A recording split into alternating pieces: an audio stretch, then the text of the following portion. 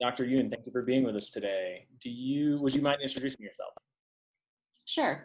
My name is Elise Yoon. I am a PGY1 intern, soon to be PGY2 in neurosurgery at Ascension Providence Hospital in Southfield, Michigan, also Novi, Michigan.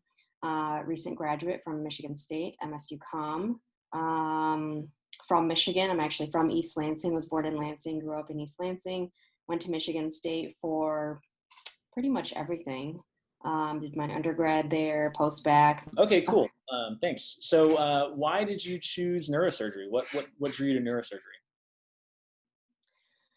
Oh, it's a tough question. There's a lot. So just number one, it's just really interesting. I always found it fascinating. I found the nervous system really fascinating. It encompasses, everything. It affects every single system, every single part of the body. And I found that really interesting. Neurosurgery itself, there's a lot of pathology. Um, Despite it being a very small subspecialty, there are so many subspecialties within neurosurgery. There's so much that we do. We do everything from elective spine to really, really emergent cases like an acute stroke, acute hemorrhagic stroke, spinal cord injury. Then you have the whole range. You have pediatrics, tumor, oncology. You have functional neurosurgery, which encompasses things like movement disorders and pain and seizures.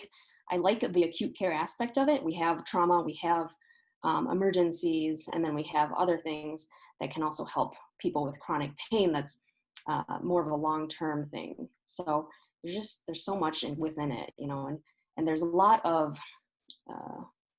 really great technology that we utilize. Everything from, now there's robots to help you put in screws in the spine, and there's just so much that we can do. Take out a tumor through somebody's nose. There's so many cool things that we can do. I don't know. There's a lot to it. Taking out a tumor through someone's nose does sound pretty interesting. So, what made you choose the residency program that you did?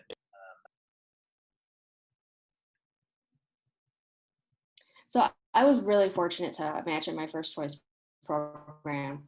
I started shadowing actually first year of medical school because it was nearby and it's one of our hospitals that's associated with the college, and they had a residency program as well. Just was shadowing a ton of stuff first year. I actually thought I wanted to do family medicine, and then I thought I wanted to do psych. So I was shadowing those things, but then I loved every class. So I thought, I'll shadow radiology, I'll shadow general surgery, neurology. So I shadowed all of these things. And then, within the classes themselves, I was really drawn to neurology. And I was also really drawn to my shadowing experience in general surgery. And neurosurgery is kind of the thing that brings those two together. So started shadowing neurosurgery, and I loved it. I kept going back. One of the things that did bring me back, and I wasn't sure if it was the surgery itself or just the people. So the people at this program are all really down to earth. The attendings, they love to teach. They're really skilled surgeons.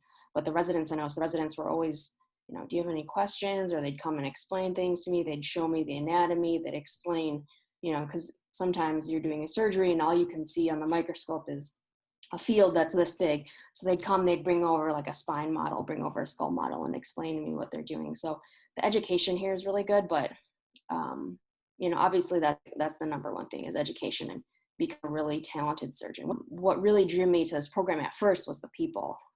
It's stressful at times. You're tired, you're stressed out, they're willing to help you out. Even my seniors, they're doing stuff that normally senior level residents aren't expected to do just to help me out if I'm really busy. That's awesome. That sounds like a really great program, actually.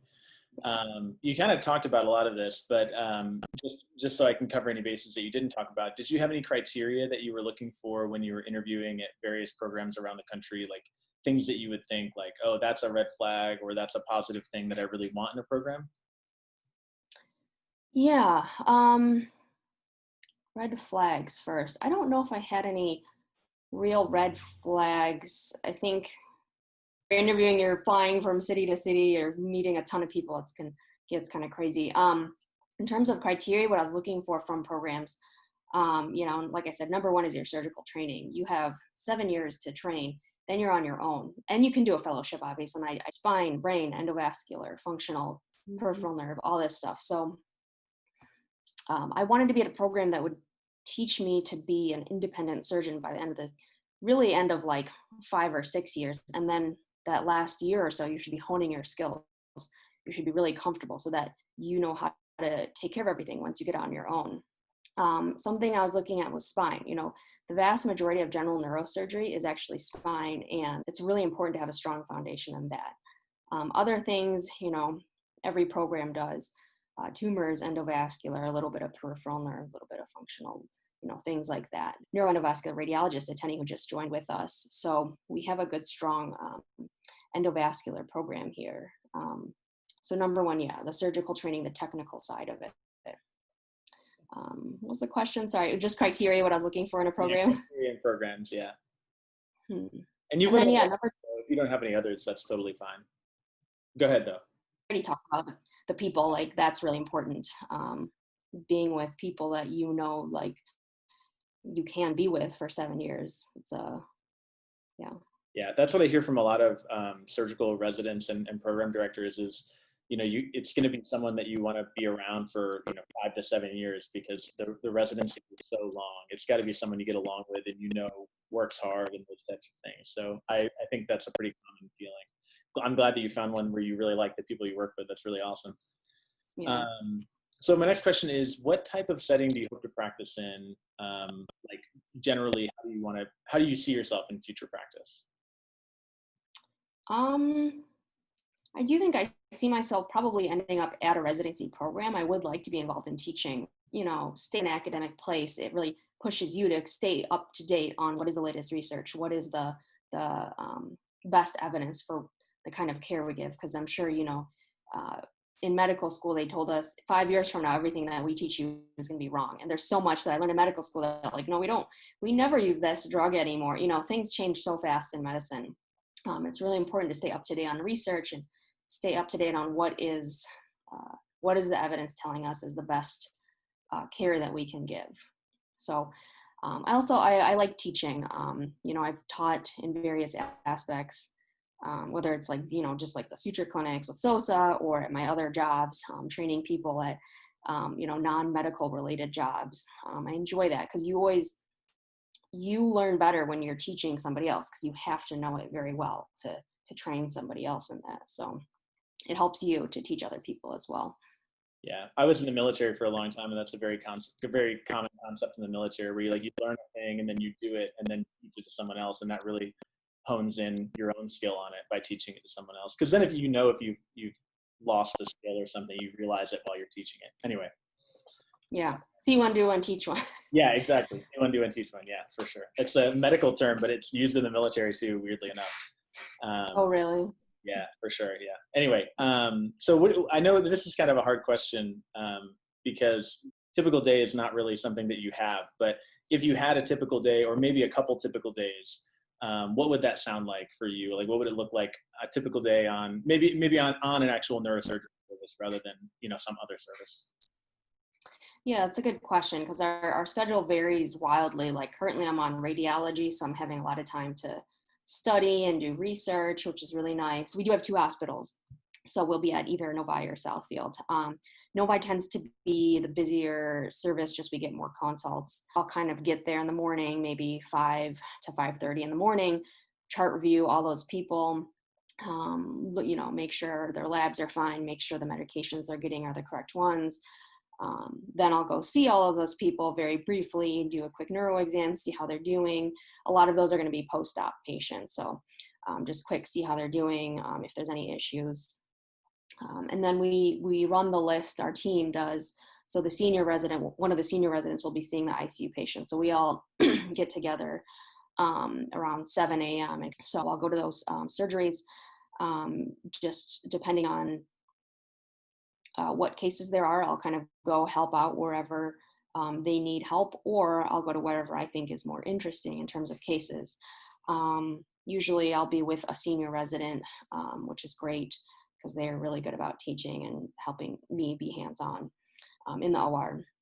So we operate depending on how many cases we have. Again, every day is a little bit different. We can be operating up until 6 p.m. or even later. the on-call person takes over at 6 p.m., but if we are still operating, it's kind of up to us whether we want to. We could, have the on-call person come in and help cover cases, but often we'll stay. We're enjoying ourselves and we're used to working late. So how late do we stay? It really depends on the day. And then, if you're on call that night, obviously you're going to be on, but we do take home calls. So you get to go home. If there's something going on at the other hospital, we do cover both hospitals while on call. So it really just depends, with being on call, I've had crazy nights where I'm driving back and forth between two hospitals with emergencies. But then I've had other call nights where it's like just a few pages and you're kind of like, oh, is the pager on? Am I a little bit suspicious? Make sure you're getting everything coming through. So it really just depends, but we do start very early. I'm not a morning person, so it's rough, but I knew that coming into surgery. Yeah, that makes sense. I'm not really a morning person either. I adapted to waking up at 6 a.m. for medical school just to get into a routine of doing that. So it's going to be interesting to adapt to waking up at 4 a.m. if I end up in a surgical residency of some sort, which I'm hoping to. So. Okay, cool. Thank you for that. Yeah, I totally forgot. I just talked about just surgery. So in between, I'm the junior, so I'm holding the pager. I have to answer all of those pages and also deal with stuff on the floor. So several consults, even up to 8 consults, 10 consults in a day sometimes. So between cases, I have to make sure I go and see those people before I'm scrubbing into the OR, because as the junior resident, it's really my responsibility to make sure all those things are being done. And then depending on the attending, we will round at some point during the day. Maybe it's between surgeries. Maybe it's at the end of the day after all of the surgeries. So I'm usually the junior resident is the one in charge of running rounds, taking the attending around to see all of those patients. Okay, cool. That's really interesting. I didn't know that. I didn't know the junior resident did that. That's kind of cool. Do you have a favorite case or a favorite patient or a favorite type of surgery? I know you mentioned endovascular, but anything like that where, you could just describe like, man, this was my favorite thing that I did while I have been there for the last year. So something that, I do a lot as a junior resident is an external ventricular drain or ventriculostomy. It's an emergent thing you do if someone has hydrocephalus, acute hydrocephalus. There's just something about it, you put in the drain and assuming you get your trajectory right and you get it right in the ventricle, that CSF just starts coming out. And something about that is just really gratifying, that that you're in the ventricle, that the procedure is doing what it's supposed to be doing. And we have varying outcomes, because if you do need that catheter, you're probably not in great shape. Some people do fine. Some people, don't do so fine, but there's a wide varying range of pathologies. It's kind of this, immediately that you were in. Another thing that comes to mind is a microdiscectomy. So, lots of people have herniated discs. It's a very, very common problem. Most people will get fine. They'll be fine with conservative management, maybe weight loss, just pain control until it kind of gets, comes back in. But if people have a really bad or focal disc herniations, or they're starting to get weak, we do what's called a microdiscectomy. We go in, shave off a little bit of the bone, and then we take out that that herniated disc fragment. It's a relatively quick surgery with a very small incision, about an inch long. Patients can go home that day. It's an outpatient procedure. Oh. We've had certain people come into the ER with this intractable pain, just horrible, horrible pain. We do a microdiscectomy. They go home that day. They're just feeling great. Something about that's so satisfying, and something in surgery itself, seeing the disc come out. And sometimes you see these huge disc fragments and you're like, how did this fit in this tiny, tiny space? You understand, the kind of pressure it's putting on the nerve. So that's a really gratifying surgery. Cleaning out that area that, that disc shouldn't be in. So. Yeah, that's awesome. That sounds really cool. That's pretty fascinating, especially like, learning about something like hydrocephalus in neurology and then hearing about it in practice. That's kind of cool. Yeah.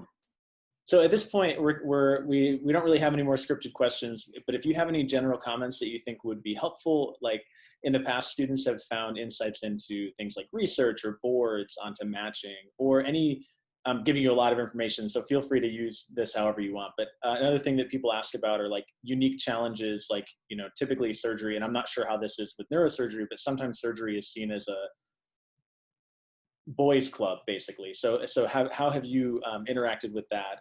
So I said a lot of things there. Any general comments, anything about researcher boards, and then, you know, how you fit in with the culture of surgery. If you want to answer that however you want, it's totally fine. Yeah, absolutely. I would say in general, you know, considering surgery, it's a difficult lifestyle. It's challenging. It's definitely demanding. So if it is something that you want to go into, know that you want to go into it. You know, I would recommend people shadowing not only surgery, but shadowing as many different specialties as you can to get a sense of what those really are. And do you really want to do them? Number one, do you want to do it? Number two, can you do it? So surgery is definitely something you need to consider all aspects of. There's always going to be parts of any specialty that you don't enjoy, that are difficult, that are frustrating. So are you willing to put up with those because you love that specialty so much? That's something you need to know. It's definitely competitive, but it's doable. Yeah, and if I got in, anybody can get in, right? If you're motivated enough. I was never the best student. I'll be honest, I was never great at math and science and all that stuff, but I am very highly motivated. I'm very hardworking. I'm very organized. So make up for, you know, not being the smartest person in other ways. And it's really important as a resident to be organized, especially in something where you're very busy like surgery. My organizational skills definitely help me there, staying on top of everything. And definitely you have to be a hard worker. You know, being smart will only get you so far. At the same time, I do have to work a little bit harder than some of my peers, studying wise, to pick up on things and to learn things. And I may have to read something a few more times. Research is really important in surgery, in any surgery, but especially neurosurgery. There's a huge culture of research. So definitely getting on projects, understanding the process of research, how to create a research project, what is the rationale behind that project, what kind of questions are you trying to answer, and then what are the implications of that. And then just, you know, yeah, I guess understanding the process of research, but also obviously trying to get on projects, getting some experience, ideally more than just data collection. If you can, if you have the opportunity, that'd be really great. Because as residents, we are expected to do research. You know, I'm not on a research rotation and I'm not going to be until 4th or 5th year, but I'm still expected to do research and publish all throughout my residency, on top of the studying, on top of the work, on top of all that other stuff. So, you know, definitely be involved in research as much as you can. The other thing is board scores. Yes, board scores are very important. Now with the step 1 being pass fail, it's going to be very interesting. Not sure how that's going to play out. My class still has on step 2. Oh, sorry. Oh, okay. Yeah, my class still has a grade, but every class after me is going to be in a total. They're going to have to figure out how this is going to play out for everyone after me. Anyway, go ahead. Sorry, I didn't mean to interrupt you.